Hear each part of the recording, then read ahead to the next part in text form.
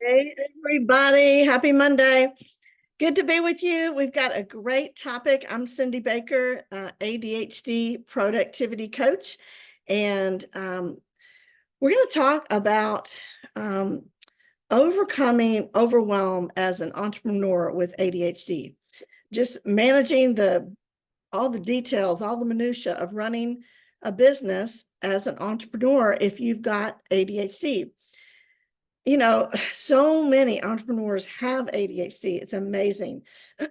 um, the dream of running your own business sometimes feels great and sometimes not so great because you've got the freedom and the creativity and autonomy. That's incredibly rewarding. I'm not going to lie. But the details and the daily task can just overwhelm you sometimes. They can become a source of significant stress.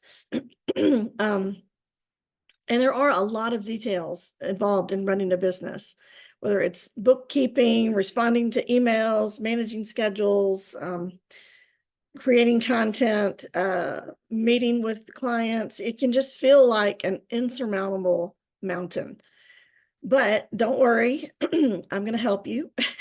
There's some strategies and some tools that can help you manage the challenges effectively. I'm sorry, let me get a drink here. So if you're jumping on live, if you could say hi in the chat, that would be great. Let me know where you're tuning in from and whatever platform you're watching this on. If you're watching the replay, please say hi in the comments, introduce yourself. Let me know what resonates with you, what questions you have, what ideas you have that might help others, and we can all help each other. So just going to give you a few tips. So first one is to prioritize and delegate. And just because you have ADHD doesn't mean you can't do this. You have to do it because prioritization is key. This is one of the things that I teach in my group coaching program.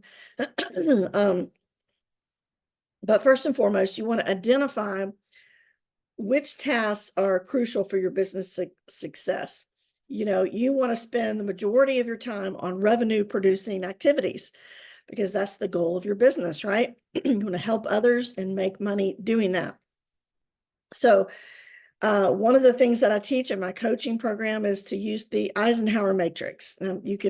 That's not something I made up. You can find that on the internet, but it categorizes tasks into 4 quadrants. You've got urgent and important, important but not urgent, urgent but not important, and then neither one, neither urgent or important. And you really just need to focus on what truly matters and try to delegate or schedule the rest for later. And delegate effectively. A lot of times you don't have that many people to delegate to. But even when you do, entrepreneurs with ADHD often struggle with delegation, but it is essential. You can very inexpensively hire a virtual assistant or a contractor. Use freelance platforms like Fiverr and things like that to find reliable help for tasks like bookkeeping, customer service, social media management, things like that. Excuse me. I don't know what's going on with my throat. Sorry. But delegating those tasks frees up your time to focus on strategic decisions and creative work. And so that's why I list that first. That is really key. And that's one of the things that I help people with in my coaching because it's so important. Now, you can use technology to your advantage. There are all kinds of task management tools that people with ADHD find very helpful. So leverage those, leverage tools like Trello, Asana, or Monday.com to keep track of tasks and deadlines. And those platforms allow you to break down projects into manageable steps. And then you set deadlines and you track your progress. You helps you stay organized. It helps you stay on top of your responsibilities. And you can kind of see what's coming up next, what you've done. Excuse me. Sorry about that. And so that is something that you really need to look into. Now, things that you do that are repetitive, you can automate a lot of those. Automation can be a game changer. Um, use tools like Zapier to automate routine tasks like sending invoices, uh, scheduling social media posts. Uh, I batch things together and then try to schedule them at one sitting, or respond to common customer inquiries, make a template that you can use to respond. But automation reduces the cognitive load. It helps you prevent that overwhelm because you don't have to think about it. It's just kind of being done in the background. And something that is really important, not just for your business, but your life, is to develop a structured routine. And that doesn't mean that you can't be spontaneous, but consistency is crucial. Establishing a daily routine can significantly reduce feelings of overwhelm. You set specific times for checking emails, making calls, completing administrative tasks, and stick to that routine as much as possible to create a sense of order and predictability. If you're not following a schedule now and you work for yourself, you need to create one.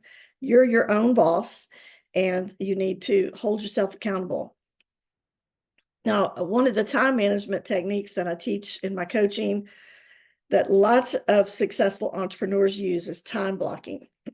Time blocking is an effective technique. It's where you allocate specific blocks of time for different tasks or different types of work. And that helps you in managing distractions and ensures that important tasks get the attention they need. For example, you might dedicate a certain amount of time in the morning to strategic planning and then specific time blocks in the afternoon for administrative tasks. So who uses time blocking? If you have used time blocking, put that in the chat. And also, if you have if you have tools like Asana or Trello that you're using that you like, put that in the chat so we can see and learn from each other's suggestions there. Yeah, I know some of you have used time blocking. Good, good. So you want to always break tasks into manageable chunks, little micro tasks. If large tasks can be very overwhelming, and when you feel that way, a lot of times that just leads to procrastination. So you want to break down larger projects into smaller, more manageable tasks. And the smaller it is, the easier it is to start, get started and then to complete them without feeling overwhelmed. So break it up, back up your project into little steps. Like, what's the very first step? And then celebrate small wins to keep yourself motivated. Put it on your calendar, mark little deadlines for the steps. Now, another great time management productivity technique that I use and I teach in my coaching is the Pomodoro technique. And I've talked about this before, but you can use the Pomodoro technique to take those small micro tasks and work in focused intervals of like 20 to 25 minutes, followed by a 5-minute break. And, I've spoken at length about this in other trainings, but that technique helps you maintain focus because you put aside every distraction and you just go into deep focus for that time limit. Then when the alarm goes off, you stop and you physically stand up and take a break. It helps you maintain focus and it helps reduce that mental strain, excuse me, of prolonged work periods.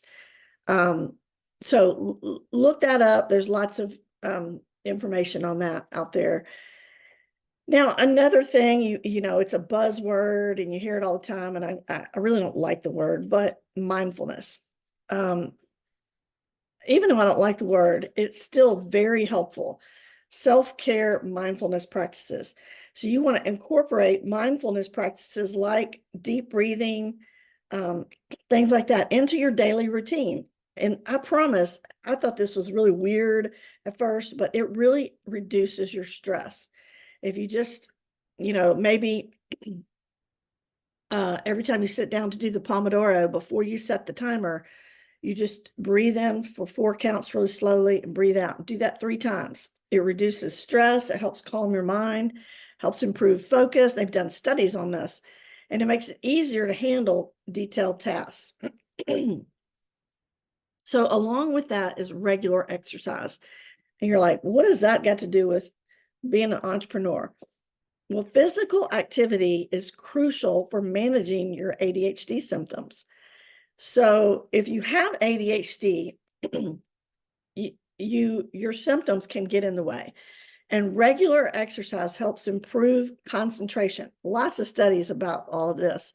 It helps you improve concentration, reduce anxiety, and boost your overall mood. So find some kind of exercise that you enjoy. Don't make it something you dread. Make it a part of your regular schedule. I like to walk my dogs, and I like to listen to podcasts or whatever while I'm doing it. Find something that you like, but make that a part of your schedule, because there's all kinds of scientific studies on the connection between regular exercise and brain health. I'm so sorry. I feel like I can't clear my throat. I'm gonna drink some water. Hold on.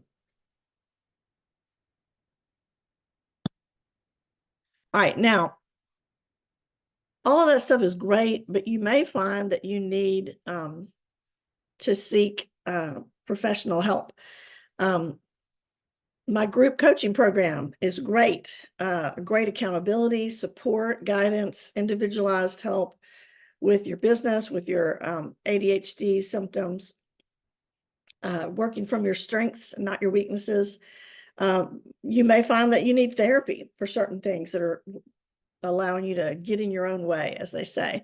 So consider working with a coach who specializes in ADHD, or a therapist who can provide strategies and support. And sometimes you need both. Sometimes people with ADHD will join a business coaching program, but it's not geared for ADHD brains.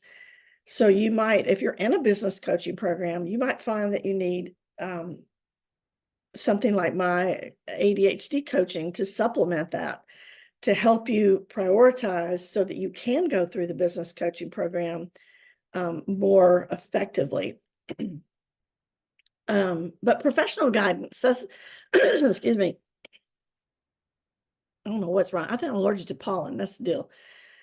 But professional guidance is my point. That can help you develop coping mechanisms and really just improve your productivity. And that's what you want, right?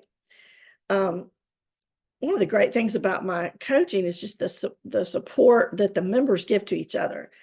I also have a Facebook group where people encourage each other. So you might want to think about joining a support group if you're not in one. You can, share your experiences and strategies with others, and then they understand, they get it, they understand your challenges, then they can maybe give insight and encouragement. That's invaluable. So, feeling overwhelmed by the details of running a business it's a common challenge for entrepreneurs with ADHD, but it is not a challenge that you can't overcome. By prioritizing tasks, leveraging technology, establishing routines, breaking tasks into manageable chunks, practicing mindfulness, and seeking professional support, you can manage all of those details effectively. Remember, the key is to find what works best for you and build a system that supports your unique needs. So embrace your strengths, get the help when you need it, and then keep pushing forward. You can be a very successful entrepreneur with ADHD.